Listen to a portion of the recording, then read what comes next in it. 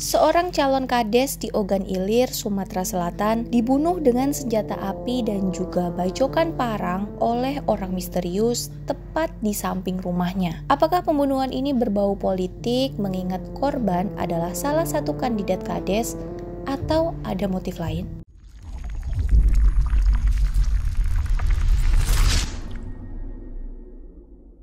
Pagi itu sekitar pukul 5 waktu Indonesia Barat, keluarga Bapak Arpani 53 tahun sudah mulai beraktivitas di dalam rumah. Seusai sholat subuh, istri Pak Arpani yang bernama Ibu Sanaria 37 tahun dan Husna ibunya yang berusia 71 tahun mulai sibuk di dapur untuk menyiapkan sarapan. Sedangkan Pak Arpani sendiri tengah sibuk di ruang tamu sambil menerima telepon. Karena walaupun masih pagi, beberapa kali telepon selulernya berdering. Kala itu, Ibu Sanaria mendengar nada bicara suaminya meninggi dan penuh emosi. Entah siapa lawan bicara di balik telepon suaminya sepagi ini. Sementara suasana di dalam rumah agak tegang, baik Pak Arpani maupun keluarganya tidak menyadari bahwa ada seseorang yang sedang mengendap-endap tepat di samping rumah mereka. Tiba-tiba terdengar suara pintu depan digedor dengan keras. Pak Arpani yang masih memegang ponselnya segera menuju ke pintu depan. Begitu pintu itu dibuka, dia melihat sesosok pria berdiri menggunakan penutup kepala.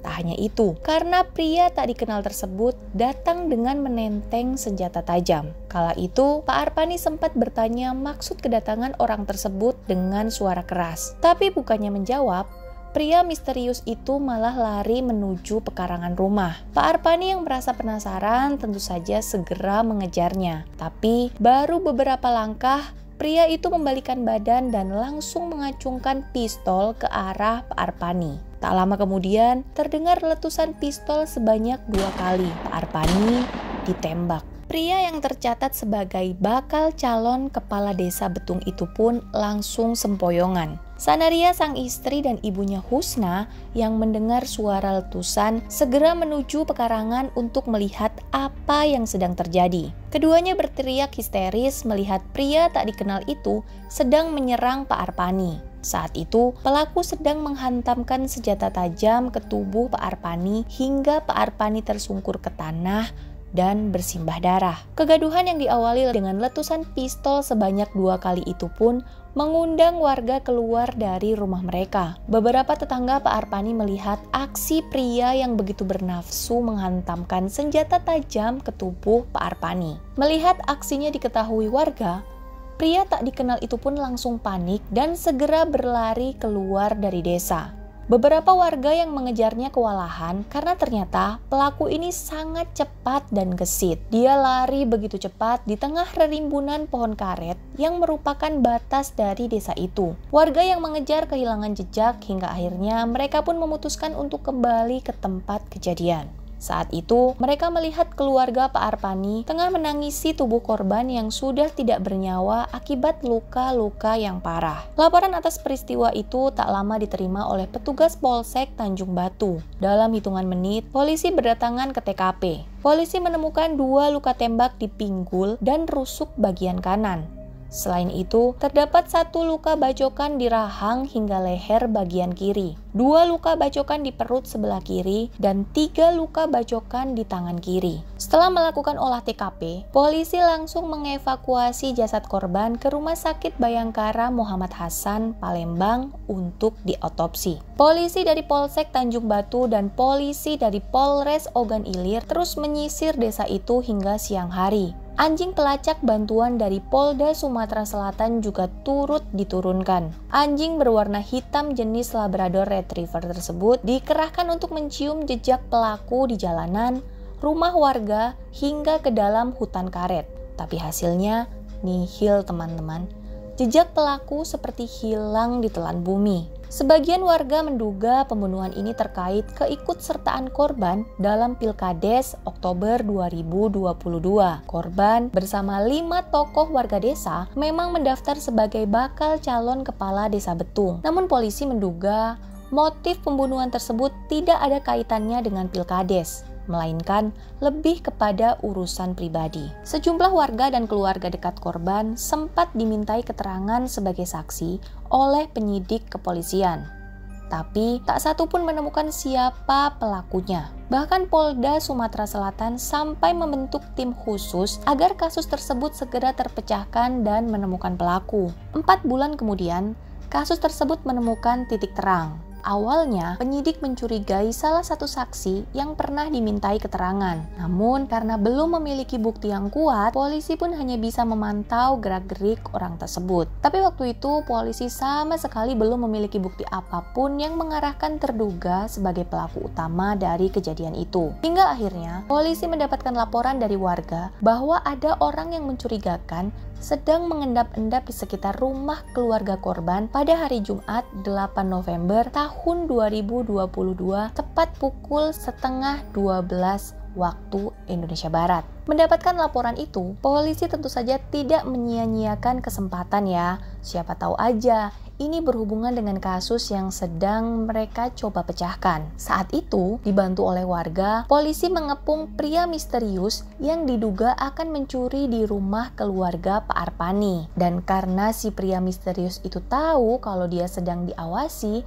dia pun segera lari dari sana. Terjadilah drama pengejaran polisi dan warga terhadap pria mencurigakan tersebut. Warga sempat ketakutan ketika orang itu mengacungkan senjata tajam. Tapi akhirnya, seorang polisi dengan berani bergumul dan berhasil melumpuhkannya. Begitu penutup kepala pria misterius itu dibuka, warga terkejut. Ternyata orang itu tidak lain adalah tetangga mereka sendiri yang bernama Romli, 45 tahun. Setelah ditangkap, Romli pun diinterogasi mengenai maksud dan tujuannya mengendap-endap di samping rumah tetangganya itu. Dan dengan mudah, Romli mengakui bahwa dia bukan ingin mencuri di rumah tetangganya itu, melainkan ingin membunuh ayah kandung Arpani yang bernama Jamil. Selain itu, dia pun mengaku bahwa dia jugalah yang telah membunuh Arpani 4 bulan lalu. Mendengar keterangan itu pun, polisi langsung menggeledah rumah Romli. Polisi menemukan barang bukti berupa parang yang digunakan untuk menganiaya Arpani. Namun,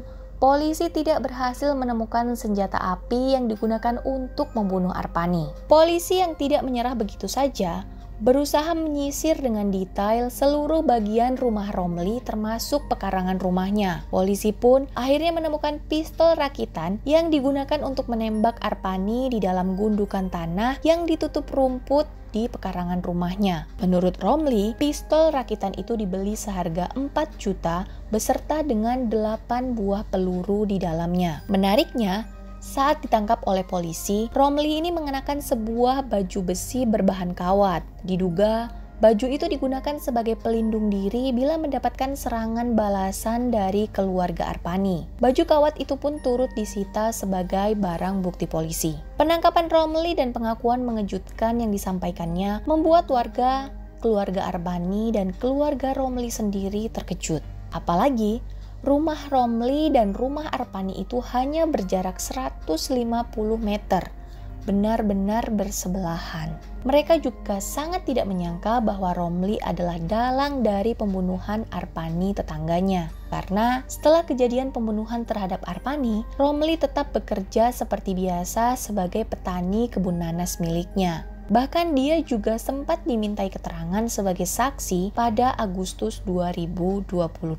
Dia pun benar-benar bersikap biasa saja, seolah perbuatannya itu bukan apa-apa dan sangat yakin jika polisi tidak bisa menangkapnya sehingga dia enteng-enteng saja di kampungnya. Sama sekali tidak berniat melarikan diri setelah membunuh Arpani atau berusaha kabur gitu. Dia tidak tahu bahwa kala itu polisi memang sudah mencurigai dirinya. Di Desa Betung, Kecamatan Lubuk Keliat, Ogan Ilir, Sumatera Selatan, Romli tinggal di rumah orang tuanya. Romli yang masih melajang di usia 45 tahun itu tinggal di rumah tersebut bersama kedua orang tuanya, kakak perempuan dan adik iparnya. Dan mereka ini benar-benar tidak menyangka kalau Romli mampu melakukan tindakan keji tersebut karena sehari-hari baik sikap maupun perilaku Romli sama sekali tidak mencurigakan. Benar-benar tenang seolah tidak terjadi apa-apa. Dia juga masih mengolah kebun nanas miliknya seperti biasa. Jadi sama sekali tidak curiga mereka. Kepada polisi, Romli mengaku membunuh Arpani dan berencana juga untuk membunuh Jamil karena dendam dan sakit hati. Bapak dan anak itu di mata Romli sering mengejek dan mengganggunya. Saya merasa terancam dan tidak mampu mengelak.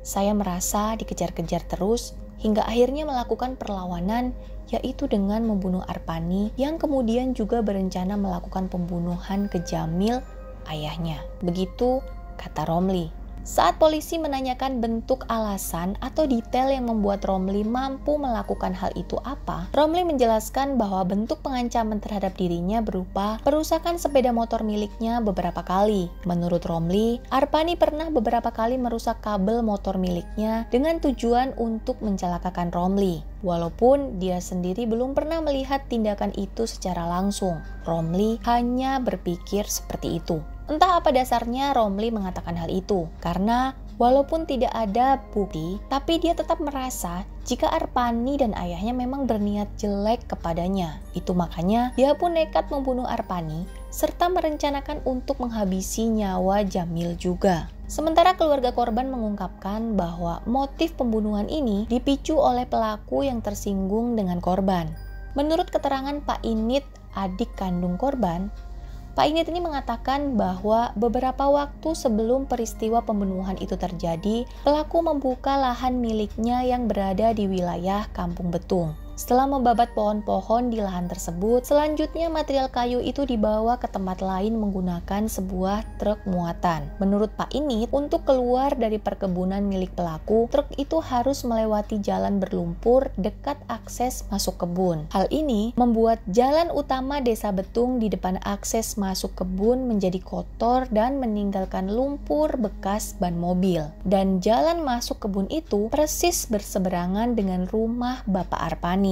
Masalah mulai timbul ketika banyak pengendara terutama roda 2 yang menghindari lewat jalan aspal itu karena jalan itu terkena bekas lumpur dan ada material tanah yang tersisa. Bahkan beberapa kali kendaraan sepeda motor hampir terlibat kecelakaan karena masing-masing menghindari jalan yang kotor tersebut. Melihat kondisi seperti itu, korban kemudian sempat menegur dan menyarankan sopir truk pengangkut kayu itu bahwa kalau bisa, setelah kegiatan keluar masuk kebun selesai, bekas lumpur dan tanahnya dibersihkan dengan maksud agar jangan sampai menyulitkan pengendara lain karena adanya bekas lumpur dan tanah. Tapi diduga pelaku ini salah paham setelah menerima laporan dari sopir truk tersebut dan emosilah dia, sehingga terjadilah peristiwa itu. Keluarga korban pun meminta agar pelaku dihukum seberat-beratnya sesuai dengan perbuatan keji yang telah dilakukannya kepada korban. Karena kasus ini masih dalam penyelidikan polisi dan masih digali lagi apa motif pelaku sebenarnya, petugas belum menjatuhkan hukuman apa yang harus diterima pelaku. Namun berdasarkan perbuatannya, Romli dikenai pasal 340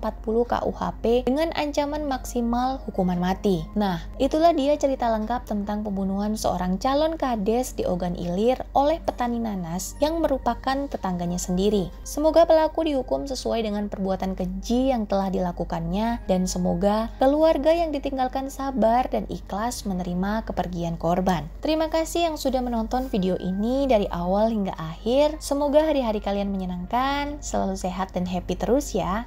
Dadah!